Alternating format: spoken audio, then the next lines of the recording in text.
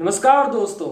आज हम देखेंगे कि ऐसा तो क्या हुआ अमिताभ बच्चन जी के साथ जो इनकम टैक्स ऑफिसर उन्हें सुप्रीम कोर्ट तक लेके गया। ऐसी तो क्या एक्टिविटीज उन्होंने कंडक्ट की थी जिसके वजह से उनको वो सारे केसेस जीतते गए या हारते गए और लास्ट में सुप्रीम कोर्ट में केस हार गए। क्या ऐसा उसने क्या काम किया उन्होंने कि उनको इतना सारा टैक्स पेमेंट करना पड़ा? तो वीडियो को अंत तक जरूर देखें।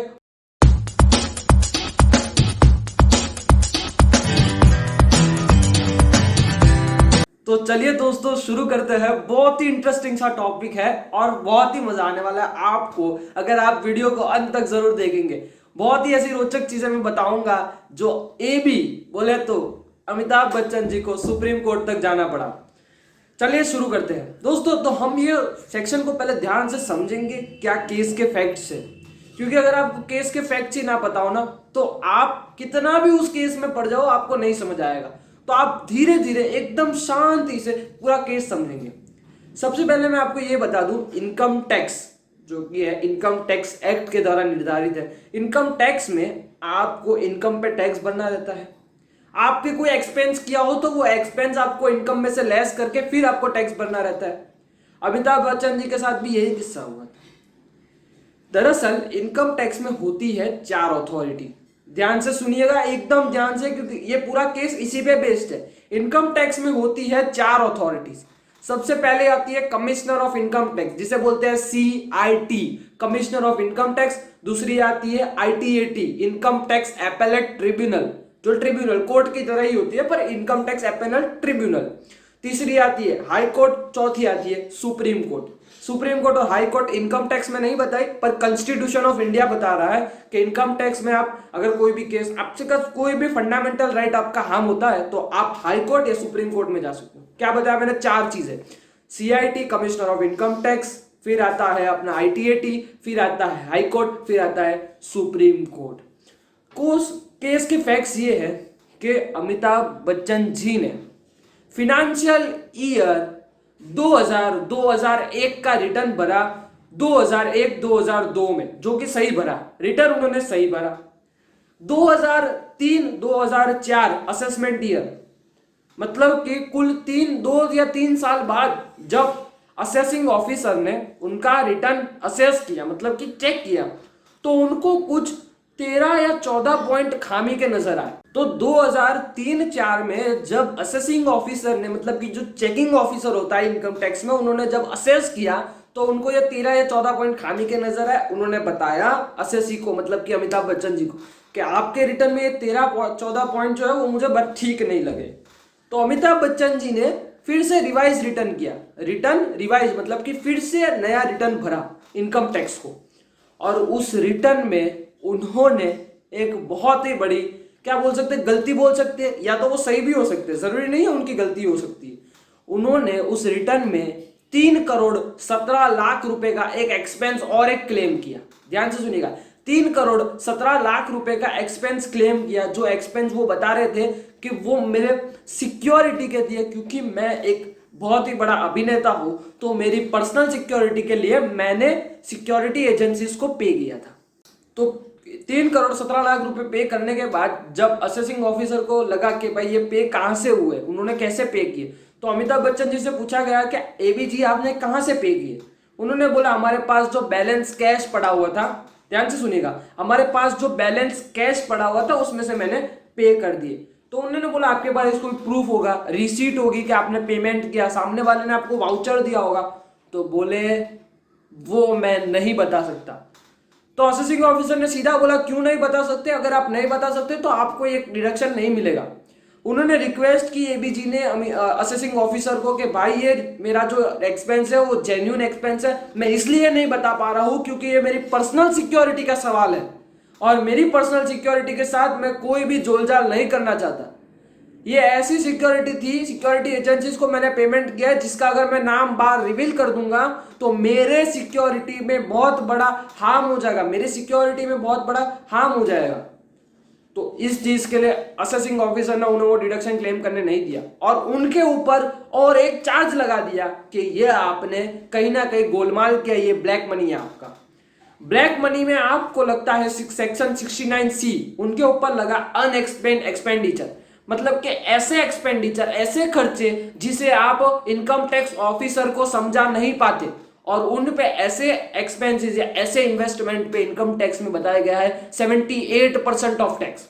मतलब कि अगर आप 100 रुपए पकड़े गए ना, तो आपके 78 रुपीज इनकम टैक्स वाले ले लेंगे ऐसे एक्सपेंडिचर में। तो अमिताभ बच्चन जी के पास भी यही क्लेम रखा कि आपके 78% जो भी है टैक्स, हम मतलब कि जो भी परसेंटेज ऑफ टैक्स है वो हम ले लेंगे और आपको मतलब कि आपकी इनकम मान लेंगे। अमिताभ बच्चन जी ने बोला ये गलत चीज है, तो उन्होंने जो रिटर्न भरा था रिवाइज वाला वो फिर से छीन लिया। रिटर्न छीन मतलब कि जो रिटर्न उन्होंने रिवाइज किया था वो बोला कि अभी ये रिटर्न मुझे नहीं चाहिए, उन्होंने फिर से वो रिवाइज रिटर्न फिर से खींच लिया। तो असेसिंग ऑफिसर ने बोला ठीक है, और बाकी के पॉइंट सुलझा के बात खत्म कर दी। जब ये case commissioner of income tax में गया, कोई सेक्शन में प्रावधान दिया हुआ है कि कमिश्नर ऑफ सेक्शन 263 में कि अगर कमिश्नर ऑफ इनकम टैक्स पर वो ले सके, मतलब कि मैंने आपको जो 4 सिखाई थी ना 4 बातें, उसमें से पहला वाला जो था इंस्टीट्यूशन वो आगे आ गया, वो बोले ये चीज गलत है और उन पे केस डाल दिया कि आपका ये जो खर्चा है वो अनएक्सप्लेन्ड एक्सपेंडिचर है, आपको इतना % टैक्स भरना ही पड़ेगा।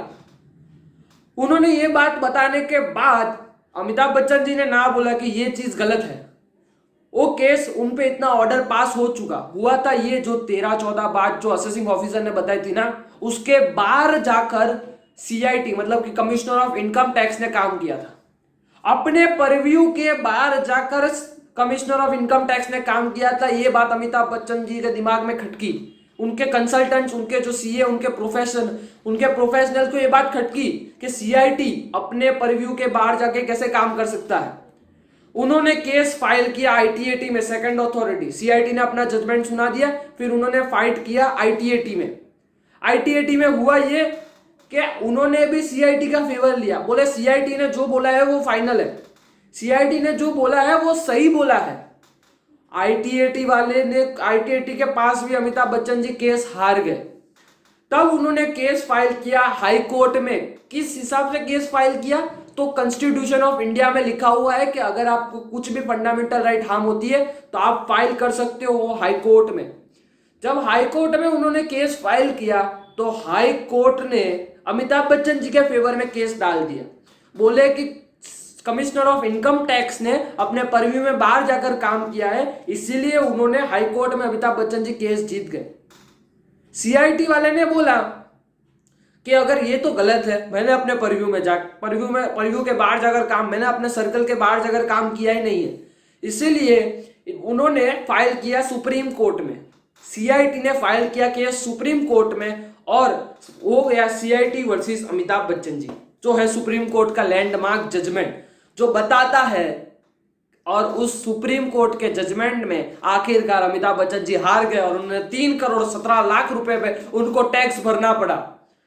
इसका मेन टॉपिक और मेन ऑब्जेक्टिव क्या है इस केस लॉ से, ऐसी चीजें हैं जो हमें इस केस लॉ से समझ आ रही है, तो बता दूं आपको कि कमिश्नर ऑफ इनकम टैक्स को आपकी जो रिटर्न फाइल हुआ है उसे फिर से असेस करने की अथॉरिटी है। असेसिंग ऑफिसर ने चेक कर लिया, उसके बाद कमिश्नर ऑफ इनकम टैक्स फिर से, ध्यान से सुनेगा, फिर से पूरा का पूरा इनकम टैक्स का जो रिटर्न आपने भरा हुआ है वो फिर से असेस मतलब कि फिर से चेक कर सकता है, पूरा फ्रॉम स्क्रैच, मतलब कि 0 से लेकर 100 तक जा सकता है वो। मतलब 0% पे कमिश्नर ऑफ इनकम टैक्स खड़ा होकर 100% तक की चेकिंग कर सकता है अगर उनको कुछ भी डाउट लगा। और दूसरी और एक बात, जो परव्यू के बाहर की बात है कि भाई इस सर्कल के बाहर, तो कमिश्नर ऑफ इनकम टैक्स ये कर सकता है। अगर कमिश्नर असेसिंग ऑफिसर के कोई पॉइंट छूट गए हैं तो कमिश्नर ऑफ इनकम टैक्स उसे कवर कर सकता है, पर एक बात ध्यान रखना, ये कवर करने के चक्कर में आपको अपॉर्चुनिटी ऑफ बीइंग हर्ड, मतलब कि एक बार जिस असेसी है उस असेसी को एक बार सुनने का मौका देना पड़ेगा। अगर आपने उन्हें सुनने का मौका नहीं दिया तो आप फॉल्ट में आ सकते हो। मतलब कि कमिश्नर ऑफ इनकम टैक्स को अमिताभ बच्चन जी को एक बार सुनने का मौका देना चाहिए था, जो कि उन्होंने दिया। इसीलिए वो अपने परव्यू के बाहर नहीं है, वो अपने जो सर्कल है उसके अंदर ही काम कर रहे हैं, अपने दायरे में ही काम कर रहे हैं। तो इस केस से हमें बहुत सी बातें सीखने मिली। नंबर 1 हम सब लिस्ट आउट करेंगे तो एकदम आसानी से समझ आ जाएगा। सबसे पहली बात, जब भी रिटर्न भरो सही से भरो, प्रोफेशनल कंसल्टेंट से पूछताछ के भरो, क्योंकि ऐसे बहुत सी चीजें हैं जिसमें आप पकड़े जा सकते हो। दूसरी चीज है काला धन कमाया हुआ है तो सही से उसको बताओ, सही से उस पर टैक्स भरो। तीसरी बात ये है कि आपने जो भी इनकम कमाई है, अगर आप एक बार इनकम टैक्स ऑफिसर को डिस्क्लोज कर रहे हो ना, तो फिर उससे पीछे मत हटना। अगर आपने एक बार डिस्कस कर ली इनकम टैक्स ऑफिसर से कि भाई ये बात है, तो उसे फिर से कभी भी पीछे मत हटना, क्योंकि अगर आप पीछे हटे, वो 4 कदम आ गया, वो शेर के जैसा हो गया। अगर आप 2 कदम पीछे हटे तो वो सीआईटी वाला जो शेर है ना, वो 4 कदम आप पे जंप करेगा। चौथी बात ये कि आप कभी भी लड़ना मत छोड़िए। अगर आप एक जगह केस हार जाते हो, अगर आप सही है तो लड़ते रहिए, कहीं ना कहीं आप केस जीत जाएंगे। जैसे ही सीआईटी वाले का जो था एकदम स्ट्रॉन्ग पॉइंट था, तो इसी तरह अमिताभ बच्चन जी को 2016 में केस हारे, जो कि 2001 का केस था, वो 2016 में वो केस हारे और उन्होंने 3 करोड़ 17 लाख पे उनको टैक्स भरना पड़ा। इसी तरह ये पूरा जो केस था, वो सीआईटी वाले अमिताभ बच्चन जी को सुप्रीम कोर्ट तक लेके गया। तो आप और मैं क्या चीज है? आपके और मेरे बीच में भी ऐसे केसेस आ सकते हैं। तो इसीलिए इस इनकम टैक्स के सारे प्रोविजन के लिए सावधान रहे, सतर्क रहे, क्योंकि आपकी एक गलती आपको डुबाने के लिए काफी है। दोस्तों, कैसा लगा आपको ये केस लॉ? कैसे मजा आया आपको? और किस नए नए पॉइंट्स आपको सीखने मिले, मुझे कमेंट बॉक्स में कमेंट करके जरूर बताइएगा। और हाँ, जब तक वो लाल बटन जो आपके स्क्रीन पे दिख रहा है, जब तक उसका कलर चेंज ना हो जाए ना, तब तक उसे दबाइए और साथ में नोटिफिकेशंस ऑन करते रहिए, क्योंकि मैं ऐसी ही वीडियो आपके पास लाता रहूंगा और बहुत सी ऐसी नटखट सी चीजें बताऊंगा जो आपके लिए बहुत ही हेल्पफुल रहेगी। मैं हर थर्सडे और हर संडे को एक वीडियो लॉन्च करता हूं, तो अगर आप मेरे सारे वीडियोस देखना चाहते हैं तो सब्सक्राइब जरूर कीजिए। धन्यवाद। जय हिंद।